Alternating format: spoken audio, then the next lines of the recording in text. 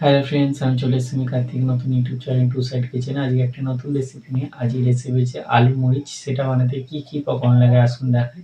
তার আগে একটা কথা বলে দিই, আমার চ্যানেলে যেসব ভিডিও ছাড়া আছে আপনাদের যদি ভালো লেগে থাকে লাইক কমেন্ট শেয়ার করবেন ও বেশি বেশি করে শেয়ার করবেন। আপনি যদি আমার চ্যানেল নতুন হয়ে থাকেন প্লিজ সাবস্ক্রাইব করে দেবেন, নিচে বেল নোটিফিকেশানটা অল করে দেবেন যাতে আমার ভিডিও আমাদের কাছে আগে পৌঁছে যায়। তাহলে চলুন আলু মরিচ রেসিপিটা বানাতে কী কী উপকরণ লাগে আসুন দেখাই।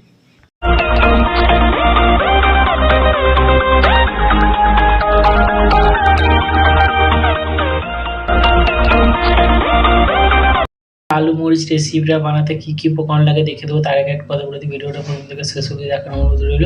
তাহলে চলুন রেসিপিটা শুরু করি। এখানে দুটো আলু ভালো করে সিদ্ধ করে নিয়ে ছোটো ছোটো করে কেটে নেব। আলুটা ছোটো ছোটো করে কেটে নিয়েছি। গ্যাসটা জেলে কড়াটা বসিয়ে দিয়েছি, কড়াটা গরম হয়ে গেছে, এতে আমি ঘিটা দিয়ে দেবো।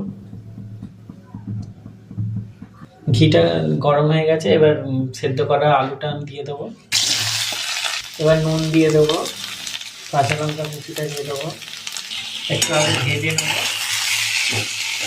আলুটাকে একটু হালকা লাল করে ভেজে নেবো। গোলমরিচের গুঁড়োটা দিয়ে দেবো, ভালো করে একটু ভেজে নেবো।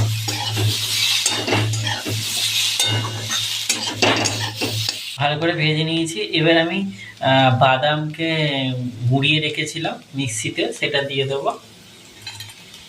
বাদাম গুঁড়োটা দিয়ে দিয়েছি, এবার ভালো করে নেড়ে ছেড়ে নামিয়ে নেবো।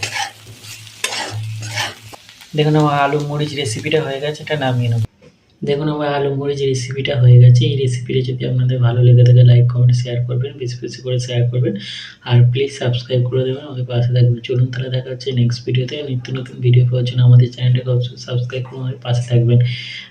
চলুন তাহলে দেখা হচ্ছে নেক্সট ভিডিওতে। একবার আলু মরিচ এইভাবে বানিয়ে খাবেন, চলুন ভালো লাগবে। তাহলে চলুন দেখা হচ্ছে নেক্সট ভিডিওতে।